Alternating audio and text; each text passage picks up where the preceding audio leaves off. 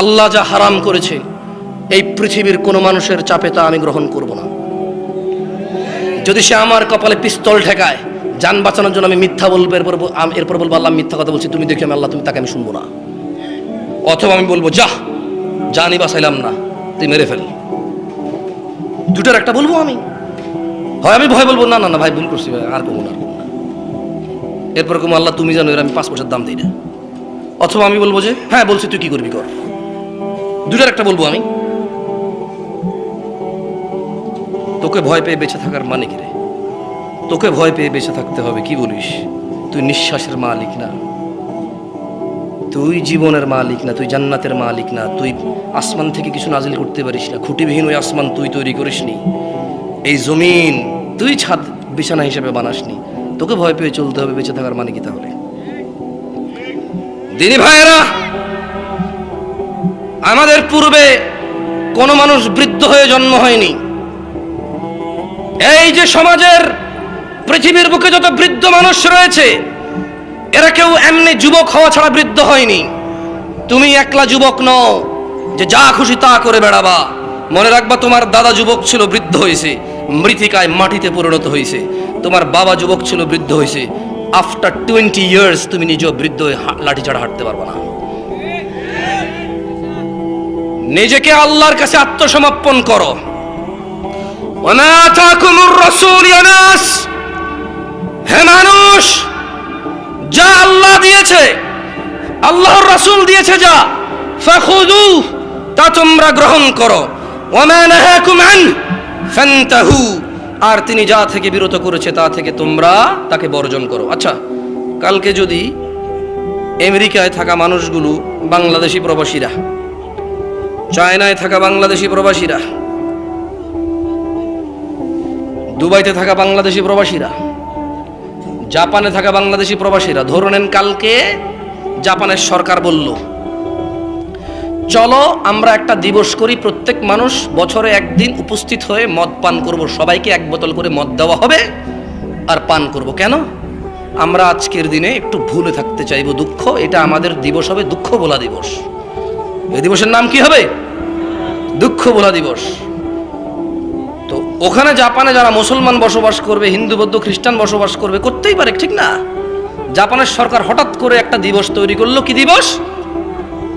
কি দিবস? তুমি কি তোমার বাচ্চাকে সাজিয়ে গুজিয়ে স্কুলে পাঠাবা মদ পানের জন্য? আরে হ্যাঁ, জবাব সুন্দর করে জোরে দাও। তুমি কি তোমার বাচ্চাকে মদ পানের জন্য দুঃখ ভোলা দিবসে অংশগ্রহণ করতে দিবা? কারণ জাপানের সরকার বলছে তাই। কেন দিবা না? কারণ তুমি মুসলিম জাপানি। তুমি কি জাপানি?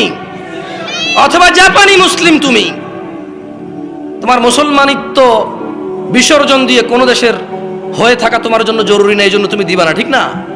তো মিউজিক হারাম কিনা? মিউজিক হারাম কিনা? ব্যাপারটা হারাম কিনা? তো তুমি তো তোমার বাচ্চাকে না করলা না যে বাবা আজকে গান গাইস না।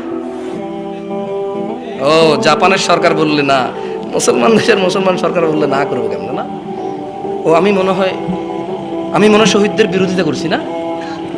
হ্যাঁ রে ভাই, ভাইজান আপনার আব্বা যিনি শহীদ হয়েছেন ভাষা দিবসে, উনি কোথায় লিখে গেছেন যে বৎস আমার, হে বৎস, আমি জীবন দিয়া চলে, আমি ব্যঙ্গ করতেছি না, যে আমার ছেলে আমি জীবন দিচ্ছি যাতে তুমি মুক্ত বাতাসে মুক্ত কথা বলতে পারো, আমি মরে গেলে তুমি আমার সমাধি করে নাচে গিয়ে গান গিয়ে আমাকে স্মরণ করিও। কে, কোন শহীদ বলে গেছে? কোন মুসলমান শহীদ বলে গেছে? কোন মুসলমান শহীদ এরকম বলে গেছে যে আমি মারা যাওয়ার পরে আমাকে তোমরা নিচে গিয়ে স্মরণ করিও, আমার আত্মা শান্তি কামনা করিও? আমার যদি কোনো বাপদাদার পূর্বপুরুষ কেউ মরে থাকে, নিশ্চয়ই তিনি ওনার জন্য দোয়ার জন্য মরেছে। কি জন্য? দোয়ার জন্য মরেছে। যাই হোক, আমি ব্যঙ্গ করছি না কাউকে, প্রত্যেকের ধর্মীয় অনুভূতি তার। তবে অ্যাজ এ বিইং মুসলিম, আমি ইসলামে যা হারাম সেভাবে কাউকে সম্মান করব না, যে কোনো মূল্যে করব না, আমি করব না। যারা করে আমি তাদের সাথে ডিসএগ্রি করবো উইথ রেসপেক্ট, ভদ্র ভাষায় 100% ডিসএগ্রি। ভাই, আমরা এভাবে সম্মান করি না, এভাবে সম্মান আমরা এভাবে সম্মান মনে করি না। তো কেন মনে করেন না? আচ্ছা তুমি বলো না এভাবে সম্মান কেন মনে করবো? অমুক ফিলিপস বলে গেছে, I don't care who is the Phillips is. হ্যাঁ, জন সিনা বলে গেছে, I don't care who is that guy, I don't know him, why should I follow him, who is he, সে কে, তাকে কেন ফলো করবো আমি? তুমি করো, তোমার দরকার, আমি তোমার বাধা না দিলে তো হয়। তুমি বলো যে আমি তোমার বাধা দিচ্ছি, তুমি বলো যে ভাই আপনি কেন বাধা দিচ্ছেন? ভাই তোমাকে বাধা দিচ্ছি না ভাই। আমরা ফলো করি কাকে?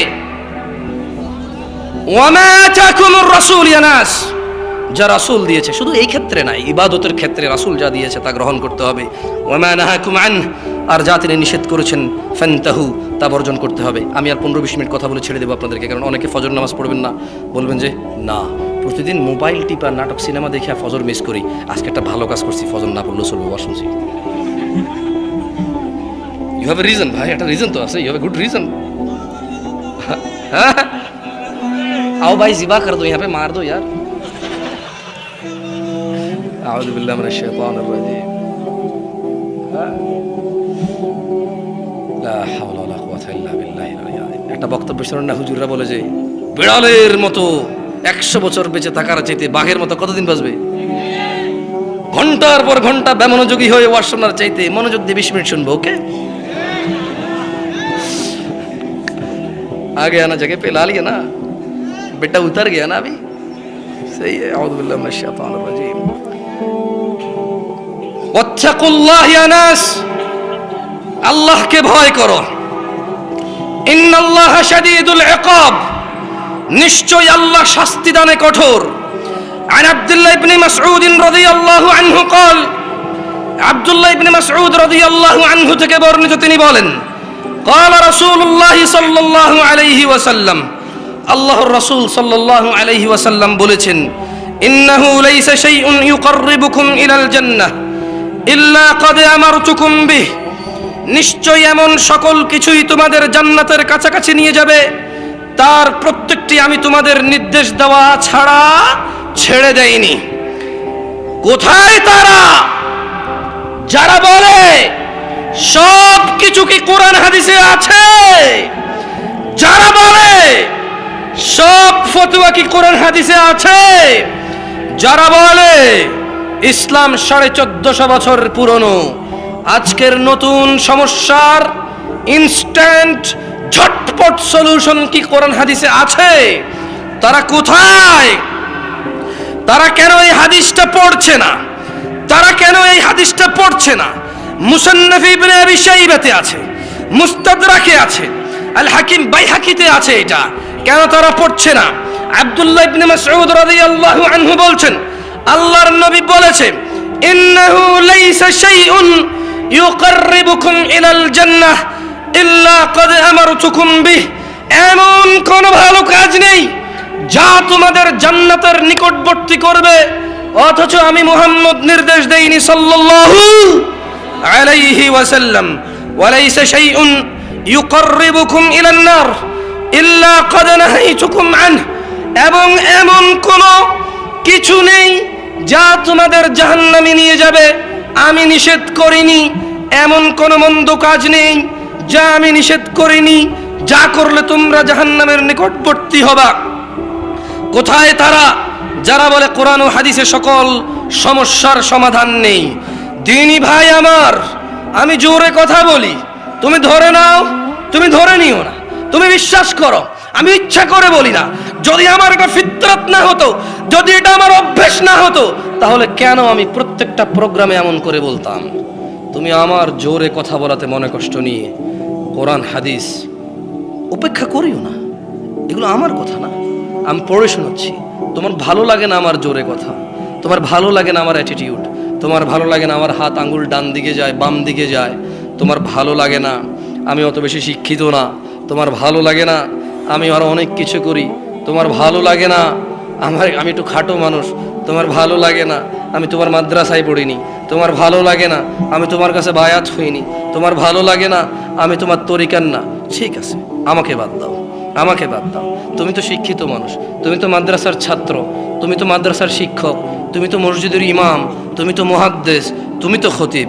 ভাই আমার, শুধু আমার মুখে শুনছো বলে, আমাকে ঘৃণা করো বলে আল্লাহর নবীর হাদিসকে অস্বীকার করবা? ছি, অনেক ভুল সিদ্ধান্ত তোমার। ইসলাম অল্প সংখ্যক মানুষ দ্বারা সূচনা হয়েছিল, আবারও তা অল্প সংখ্যক মানুষে ফিরে যাবে। আন আবি হুরায়রা রাদিয়াল্লাহু আনহু قال, আবু হুরায়রা রাদিয়াল্লাহু আনহু থেকে বর্ণিত, তিনি বলেন, قال রাসূলুল্লাহ সাল্লাল্লাহু আলাইহি ওয়াসাল্লাম, আল্লাহর রাসূল সাল্লাল্লাহু আলাইহি ওয়াসাল্লাম বলেছেন, বাদা আল ইসলামু গরীবা, বাদা আল ইসলামু কি, বাদা আল ইসলামু গরীবা, বাদা আল ইসলামু গরীবা, ইসলামের আবির্ভাব, ইসলামের সূচনা হয়েছিল অপরিচিত অবস্থায়। ওয়াসায়াউদু কামা বাদা গরীবা, অচিরেই ইসলাম আবার শুরুর মতো অপরিচিত অবস্থায় ফিরে যাবে।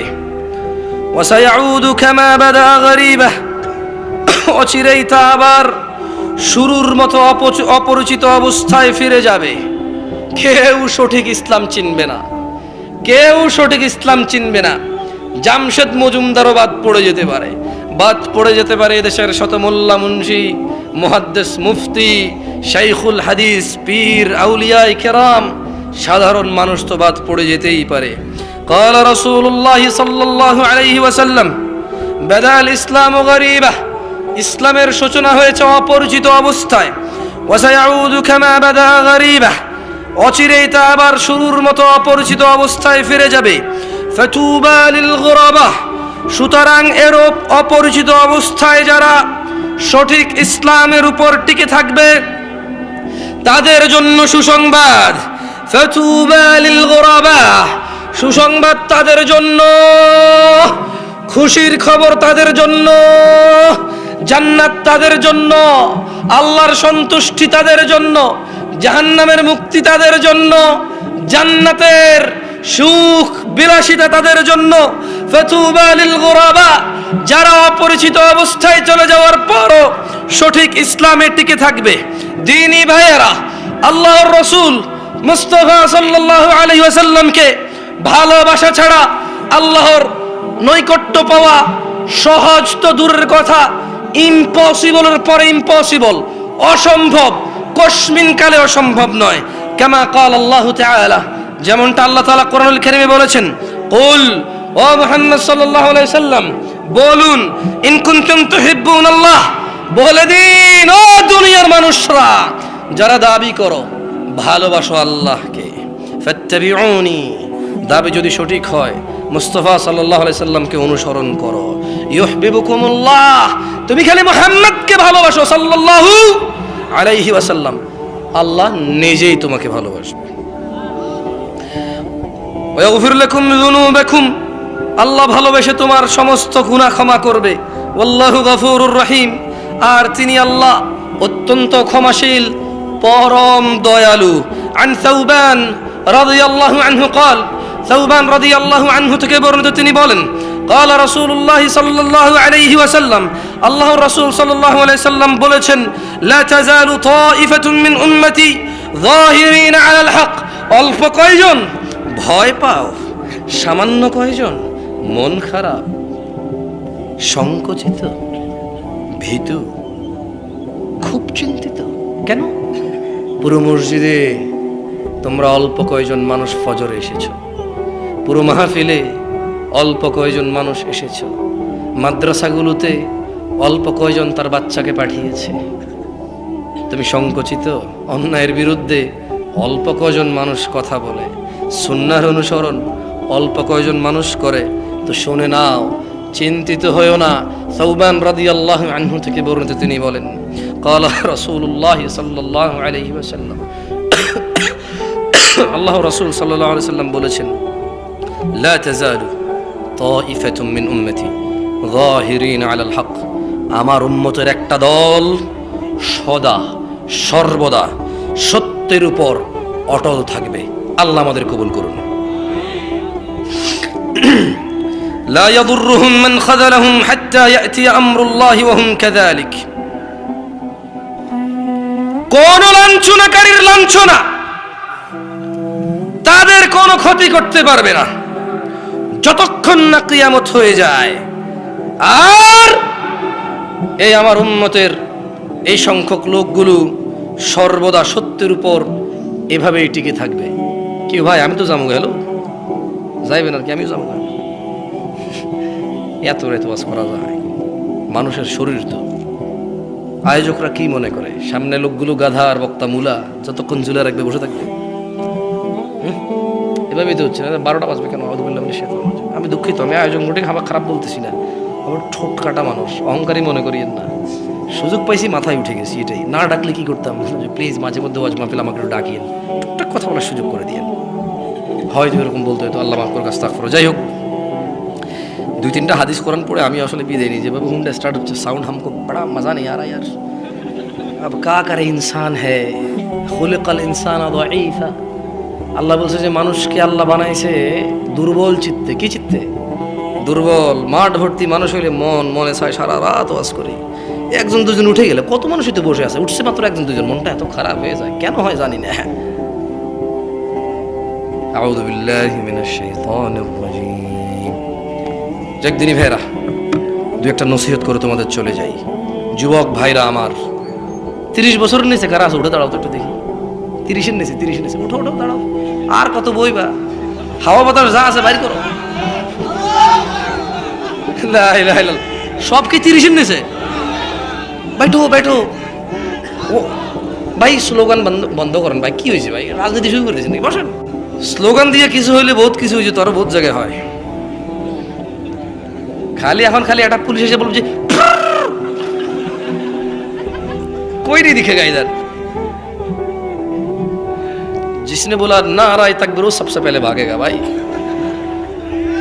থাক, পরিস্থিতি ঘোলায়েন না, কথাবার্তা বলার সুযোগ দিয়েছে আল্লাহ, ওদেরকে তৌফিক দিক, আরো সুযোগ করে দেওয়ার।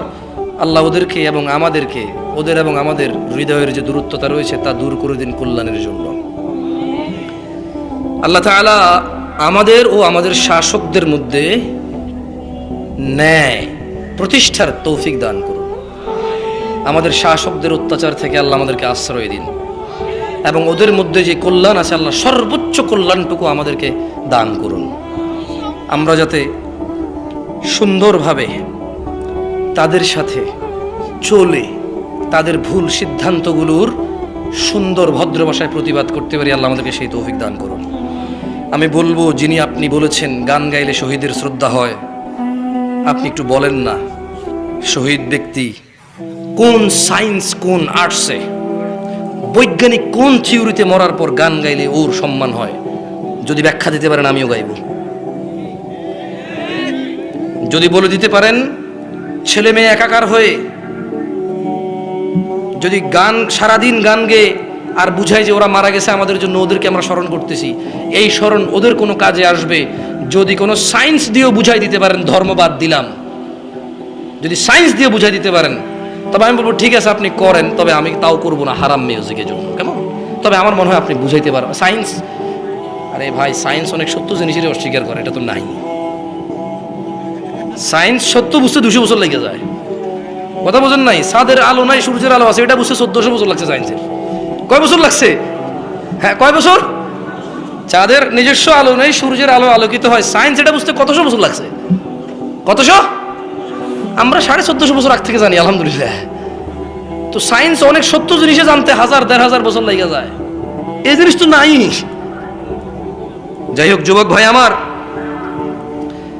প্রাণ প্রিয় দিনী ভাই আমার, আল্লাহ সুবহানাহু ওয়া তাআলা আমাদের সৃষ্টি করেছেন সুন্দরতম অবয়বে। 10টা 5টা সিম চালাইয়া 10টা 5টা মেয়ের সাথে প্রেম করার জন্য নয়, যেভাবে তিনি চেয়েছেন সুন্দর করে বানিয়েছেন আমাদের। সূরা আল ইমরানে আল্লাহ বলছেন, হুয়াল্লাযী ইউসাউয়িরুকুম ফিল আরহামি কাইফা ইয়াশা, তিনি মাতৃগর্ভে যেভাবে ইচ্ছে তোমাদের আকৃতি গঠন করেন। লা ইলাহা ইল্লা হুয়াল আজিজুল হাকীম, তিনি ছাড়া অন্য কোনো সত্য ইলাহ নেই, তিনি প্রবল পরাক্রমশালী। ভাই আমার, তুমি গান বাজনায় মেতে থাকিও না। ওয়া মিনান নাসি মান ইয়াশতারি লাহুয়াল হাদীসি ইউদিল্লু আন সাবিলিল্লাহি বিগাইরি ইলমিন ওয়া ইয়াত্তাখিযুহা হুজুয়া উলাইকা লাহুম আযাবুন মুহিন।